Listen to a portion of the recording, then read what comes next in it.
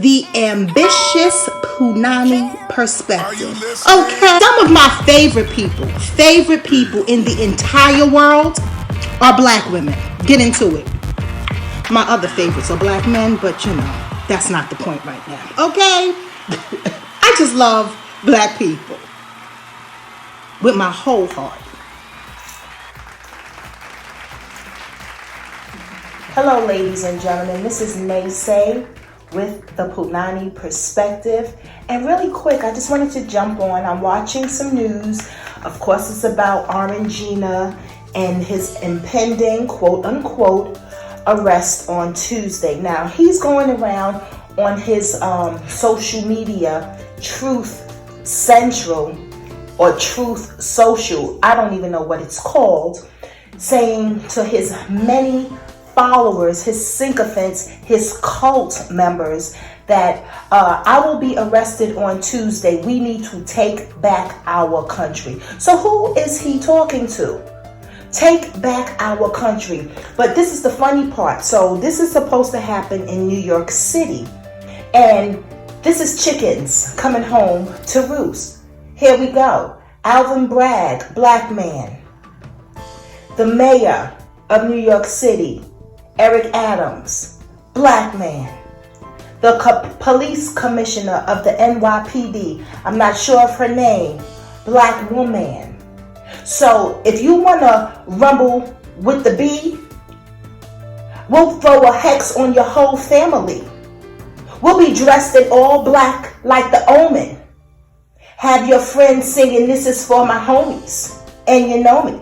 So Orangina better be careful, because he's messing around with the 400-year, as James Brown would say it, the big payback.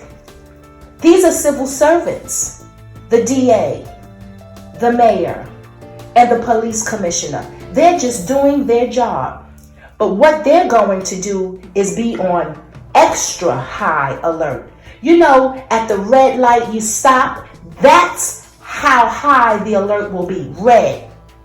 So if he wants to put a call out there like he did with the Proud Boys and the Oath Keepers and all of the other militias in that debate, when he said stand back and stand by, they got your number, Orangina.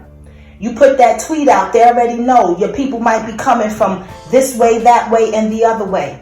So they have the NYPD, the FBI, the Secret Service, the CIA. Everybody is going to be fully armed, dressed in uniform, and some incognito in civilian attire. But I bet you, if his sycophants, if his cult members try any funny business on the day of his arrest, quote unquote, there will be HE double hockey sticks to pay, because nobody is going to get away with what they got away with on January 6, 2021 in the nation's capital. That won't happen again. So Trump is nervous. He's very nervous, and he should be. Because even if the charges in New York City do not stick, there is still another, big payback, Fannie Willis, over there in Georgia. Okay, mess around with Fannie. She got your number as well, Orangina. Don't forget, she knows how to charge RICO cases, and you are the Don. Literally and figuratively. Then there's Jack Smith. Okay, that's that DOJ trial that might be impending soon. So there's a lot of things that Orangina needs to worry about. But more importantly, what he really, really needs to worry about is his health. Why do I say that? You guys remember when he mocked the disabled reporter and he was flailing his arms like he was going crazy? He better hope that same thing doesn't happen to him live while he's doing some sort of a rally, or if he's doing a video on his social media. He better hope he doesn't have some type of a fit that leads to something more serious. Because what he's doing is very dangerous, ladies and gentlemen. He's jeopardizing a lot of people's lives and their livelihood. You have people right now who are arrested because of this man. Now, were they stupid to follow him? Abso-goddamn-lutely. But it is because of him that they did those things.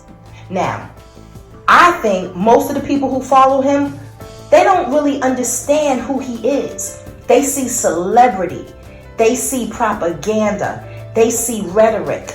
But they also love the racism that he espouses. You can't tell me otherwise. You can't tell me these people are smart enough to understand, oh, he doesn't really know the Bible. We get he said 2 Corinthians. We get he said grab them by the pussy. We get all of that. We understand that he's a serial cheater on his wives. He's a cheater in his business practices. He's a cheater on the golf course. He's a liar. He's a habitual liar. We understand that he is not highly educated, because why haven't we seen his grades? Just like he demanded to see Obama's birth certificate, Obama should have demanded to see his report card, because I'm sure he was stupid in school. I'm sure he didn't get good grades.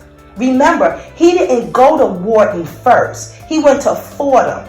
And Fordham is not a bad school, but he's a Trump. His father was a multimillionaire. How come he didn't get into Harvard or Yale or Dartmouth or Brown or, I don't know, Columbia like Obama did? How come he didn't get into any of those schools? Because he couldn't.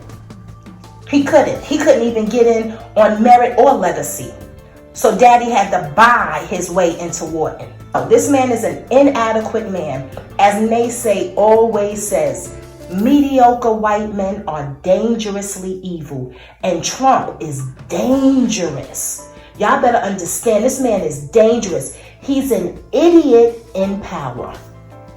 Now, there's a quote that says something about, when you have idiots aligned with power, then we have a problem. Now, I don't know the quote verbatim, but I'm going to definitely look it up and let you know.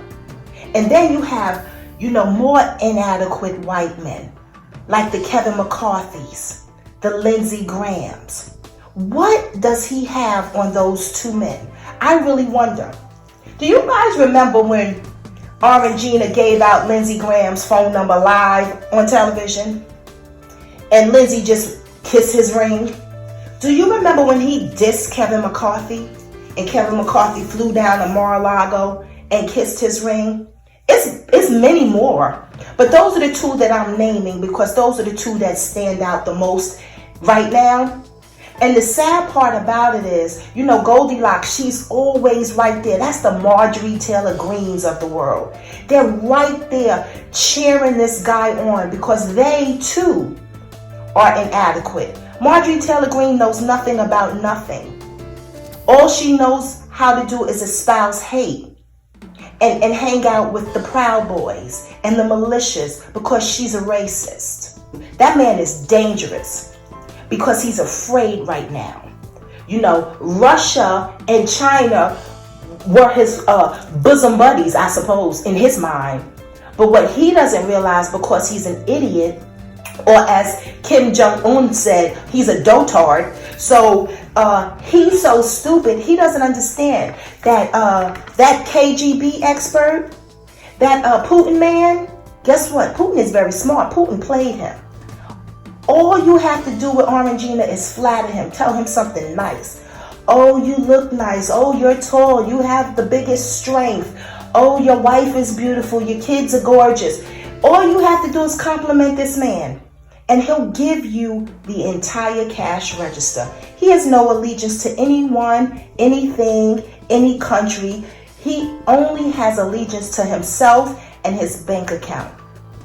So when these people want to say, oh, he's a businessman, he knows how to run a business, just go ask the people in Atlantic City if he knows how to run business.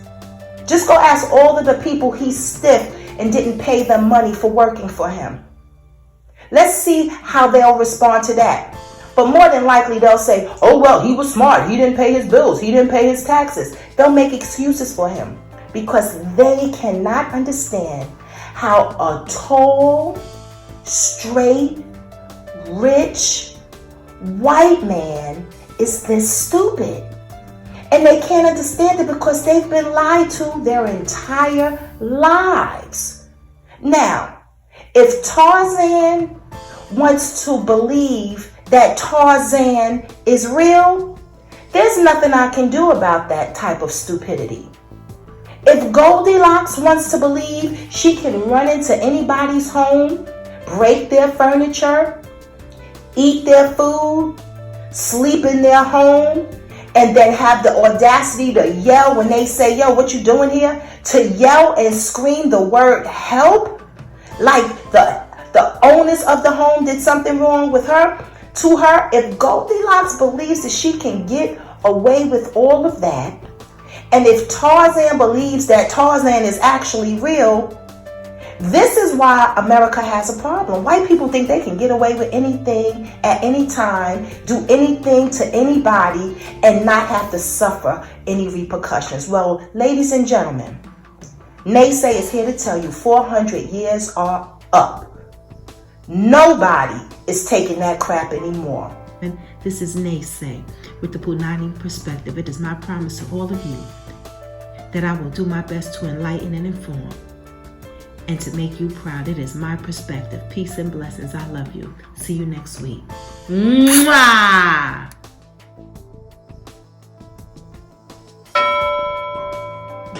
Okay. I just love black people with my whole heart.